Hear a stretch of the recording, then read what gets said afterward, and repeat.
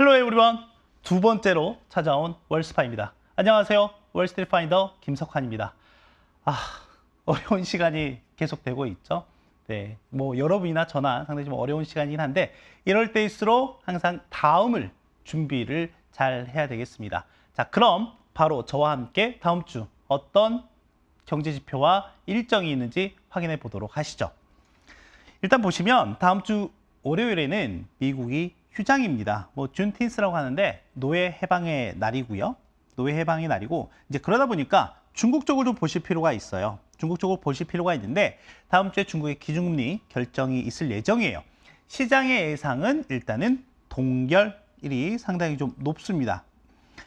그리고 다음 주에도 여러 가지 지표들이 발표가 되고 일정들이 있지만 여기에서 이제 중요한 거는 제롬 파월 연준 의장이 상원과 하원에서 증언을 할 예정입니다. 그 무엇에 가지고 증언을 하느냐? 바로 통화 정책과 관련한 증언을 할 예정인데 연준 같은 경우에는 반기에 한 번씩 미국의 통화 정책과 관련한 보고서를 작성을 해서 의회에 제출을 하고요. 이걸 가지고 파월 연준 의장이 직접 의원들을 대상으로 설명을 하는 자리가 있는데 바로 이게 다음 주에 예정이 되어 있고요. 특히나 FOMC 회의가 끝난 이후에 하는 것이기 때문에 파월 연준 의장의 발언이 상당히 좀 중요한 포인트가 될 수도 있다라고 하는 부분이고요.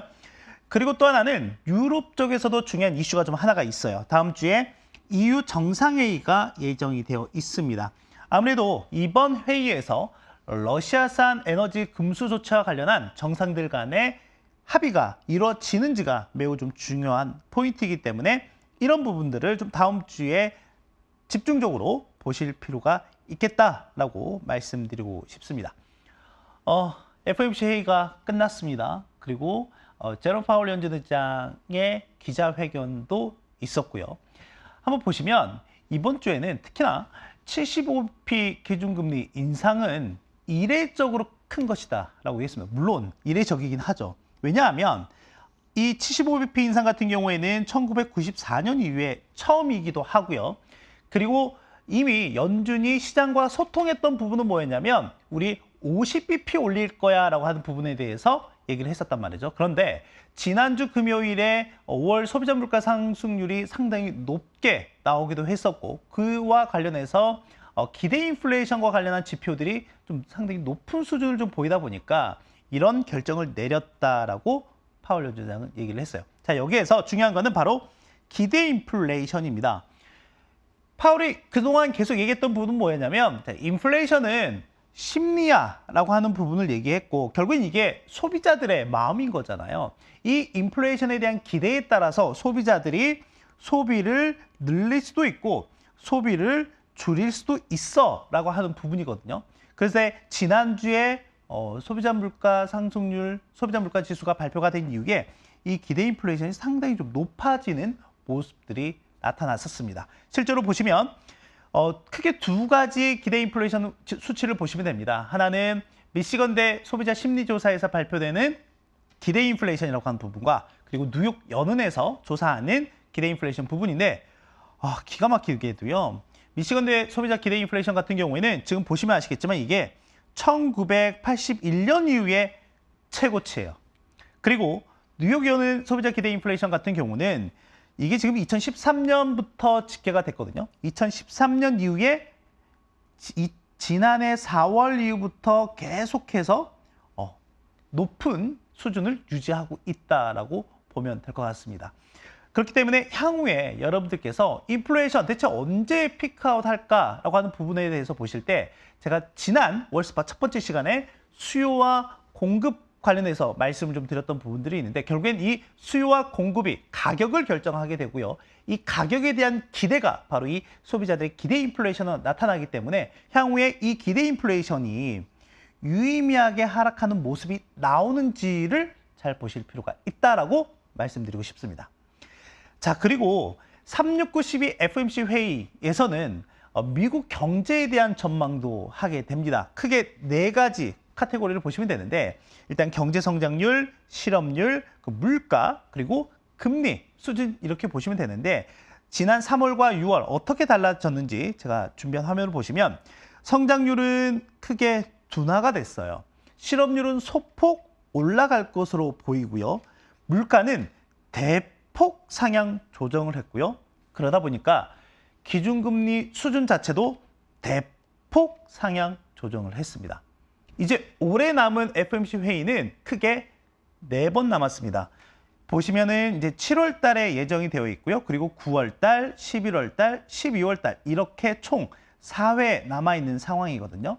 자, 그러면 여러분들 보시면 올 연말 예상되는 연준의 금리 수준이 대략 3.4%예요.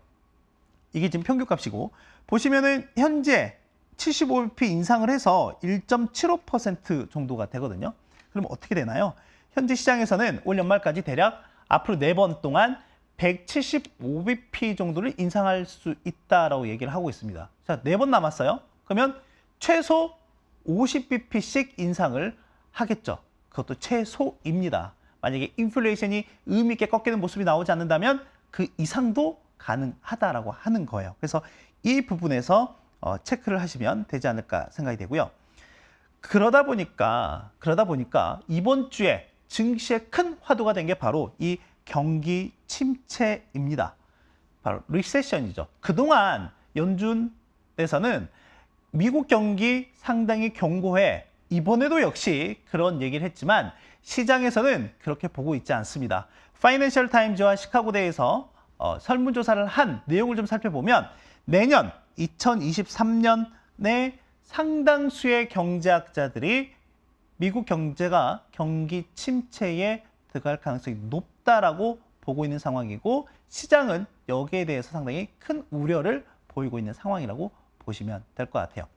자, 그러면 지금 전체적으로 이런 상황이긴 한데 우리가 보고 있는 이 증시의 펀더멘털은 어떠냐라고 하는 부분 한번 체크해 볼 필요가 있을 것 같고요. 그런 측면에서 보면 일단은 저희가 밸류에이션이라고 하는 측면과 그리고 이익이라고 하는 측면을 같이 보면 좋을 것 같습니다.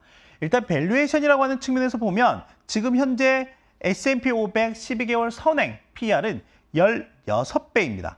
이미 5년 평균이라든지 10년 평균을 크게 하회하고 있는 상황이에요. 그리고 2019년에 잠깐 경기 침체에 대한 이슈가 불거졌을 때 그리고 2020년 글로벌 팬데믹 국면으로 들어가기 그 직전 수준에 거의 근접해 있는 상황이라고 보시면 될 것 같습니다. 그리고 또 하나는 이익이에요. 저희가 1분기 어닝 시즌을 겪고 오면서 시장에서 크게 우려했던 바가 뭐죠? 바로 이 부분이거든요. 그러니까 향후 기업들의 이익이 꺾이는 모습에 대해서 걱정을 하다 보니까 이 증시 자체도 크게 출렁거리는 모습을 보이기도 했었는데 한 가지 긍정적인 점은 뭐냐면 당장 2분기는 이제 조만간 끝나잖아요. 그런데 올 하반기 기업들의 이익 전망치가 점진적으로 우상향하고 있다는 부분이 매우 중요하다라고 생각을 하고 있습니다. 물론 지금 증시 자체가 대외 변수로 인해서 상당히 큰 변동성을 보이고 있지만 그 속에서 기업들의 펀더멘털은 그리고 밸류는 상당히 양호한 모습을 좀 보이고 있다라고 하는 거죠. 자, 이런 부분에서 현재 가격과 큰 차이가 나 있는 상황이라고 하면 투자자들이 어떻게 대응을 해야 되는지도 힌트를 얻을 수 있을 것 같습니다. 자, 정리를 한번 해보도록 하죠. 일단 다음 주에 파월의 입에 다시 한번 주목할 필요가 있겠습니다. 아까 말씀드렸던 것처럼 반기 통화정책 보고서를 가지고 의회에서 얘기할 예정이기 때문에 파월의 입에 주목할 필요가 있다라고 하는 거고요. 또 하나는 EU 정상들의 이 정치적 결단을 체크해 볼 필요가 있을 것 같아요. 앞에 일정에서 보셨듯이 다음 주 화요일에 WTI 7월물 만기도 예정되어 있고요.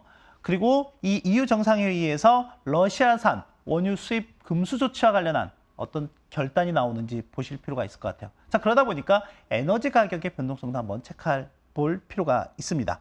마지막으로 지금 경기 침체에 대해 즉 아래 공포가 상당히 커져가고 있는 상황이에요. 하지만 증시의 펀더멘털과 밸류에이션은 나쁘지 않다라고 말씀을 드렸기 때문에 이 둘 사이에서 간격을 잘 체크해 볼 필요가 있겠습니다.